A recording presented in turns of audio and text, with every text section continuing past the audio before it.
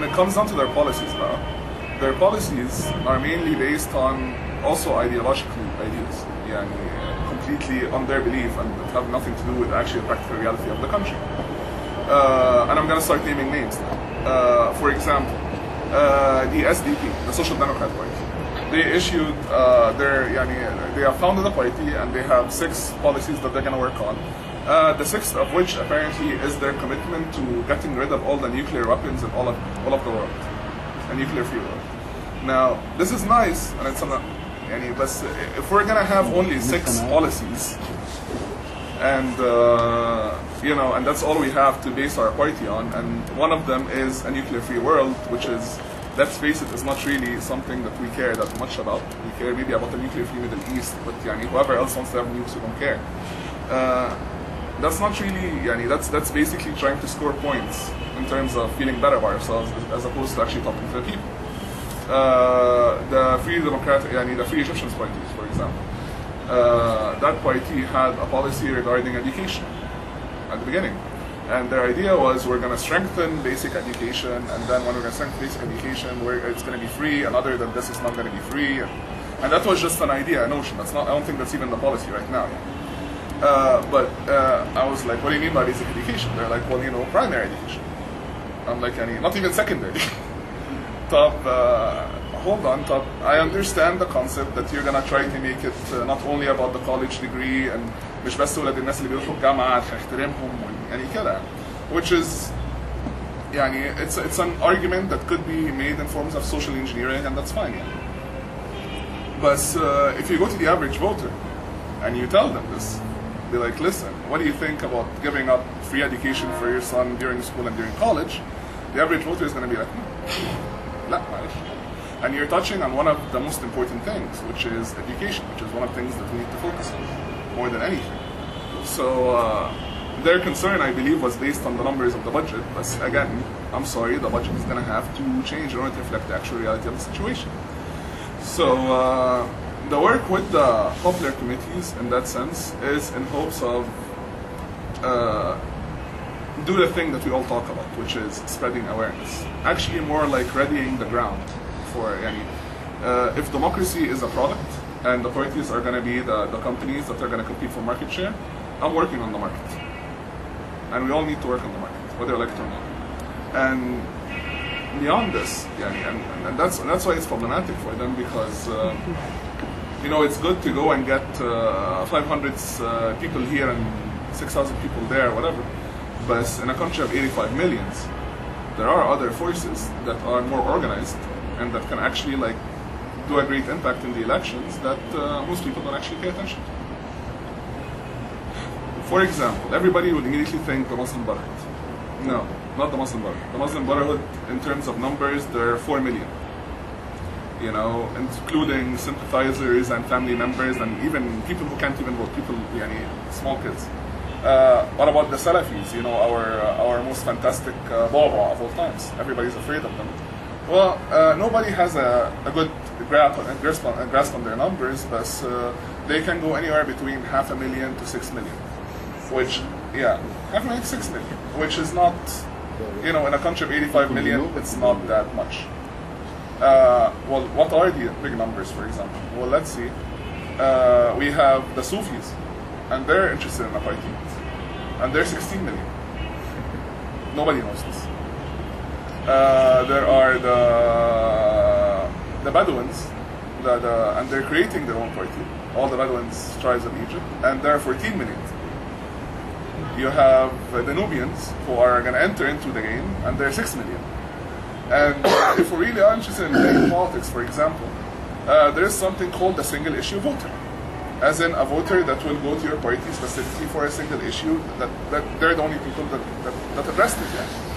So if we're talking about the amount of people who are disabled in Egypt, we're talking about 6 million as well, having some sort of disability, mobility or whatever. We're a country that still struggles with polio. We have issues. So those 6 million, if you give them a number of things, including height and disability, for example, welfare checks every month. Maybe maybe do something as easy as putting a policy that every single street should have, a way for them if they're on a wheelchair to get on and get off, and there is a disability entrance at the majority of the buildings. Then, that's a start for them. And that's 6 million people, with families, and their families are more likely to vote for the person who's going to try to take care of their people. So that's another مثلا how many, let's say if we say 3 people in the family, 18 million. Are you seeing the numbers? The numbers are not, the people in Cairo are terrified. They're going to take 25% of the vote, they're going to take 50% of the vote. Honestly speaking, if the Muslim Brotherhood knew that they could get 75% of the vote, they would take 75%. They know they can't. And they don't want to, in reality. Because they recognize that the coming period, and whoever is going to be president, and whoever is going to be in the government, is going to be facing the worst term of their lives. You're dealing with people who are going to try to reverse 30 years of damage that we had. And not only is it 30 years of damage, they're going to be facing a population that will not give them the benefit of the doubt for a single second. The moment they do something that we don't like, there is going to be an issue. The Muslim Brotherhood, and what they want to do, they want to just ensure that they have enough to be a vocal, opposition minority, having ability to influence legislation, but in no way the ruling country, the ruling government. Because the last time a Muslim Brotherhood government managed to do this, it was in Hamas, and they didn't like what happened to them afterwards. They weren't planning on running the country to begin with, and they have been suffering ever since. And in reality, I don't mind them competing at all. It just depends on how we're going to do this. Because if, for example, we're going to have the parliamentary elections based on direct representation, then they have the largest chance, for example, to get those 25% that they want. Forget the 50%. They're never going to get 50%. In no way in the world they're ever going to get 50%. But they're going to get 25%, and it becomes easier to get 25% with 4 million people, because everybody else is going to be disorganized and splitting the vote. But they're going to have an organized, small but organized and effective population that is going to vote as they want to vote, and that's the way to win the seat. As opposed to, example, if you make this about proportional representation, which is a system of government where people vote, every government fields a number of candidates, and based on the percentage of votes that a party gets, then they get the number of seats, for example. So we're fielding 100 candidates, and we got 25% of the vote, so we're getting 25 seats, and that's how it works. And if you do this, then every single political power in Egypt is suddenly going to be faced with its true size. And something like the Muslim Brotherhood would be exposed to not representing any more than 5%. But they're very organized and effective and vocal 5%, and the media loves to give them attention. Because there's nobody else, who is doing the same thing. And God knows the people's committees are completely operating under the radar, and they don't want to be visible more than anything, because they recognize that they're basically separating from the actual government. They're completely creating their own different structure. Now, that brings us to who's left in terms of players. The army.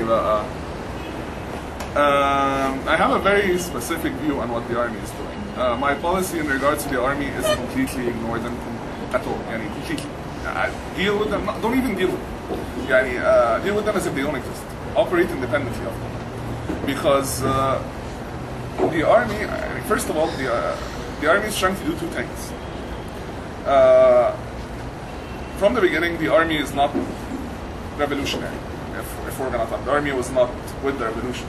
In reality, the army joined the revolution for 2 specific reasons. One of them is that it supported a very an existing fraction that was inside of it, in regards to the transfer of power to the son of Hosni Mubarak, which they didn't like from the beginning. But also because they recognized that they needed to kind of control the change as much as possible in order to let this period pass with their interests and their position and prestige intact. So, for example, when they first took over, the first people that they went after is businessmen, because they figure they understand us, and that we're a country of poor people who have class hatred towards richer people. So naturally, if we just punish the businessmen, everything is going to be fine. You know, which was, so they gave us all the people that they don't really care about. You know, they gave us Maghrabi, and they gave us Garana, and they gave us Shafi'i, and we're like, no. So they're like, okay, fine, who do you want? Ahmed Azz? Ahmed Azz, oh. No, you want Habib al-Adli. All right, here is Habib al-Adli. Well, you also want Mubarak. And, you know, the three stooges, Fathi, Surur, Zakaria Azmi, and, you know, beautiful, beautiful Safar Sharif, Safsaf.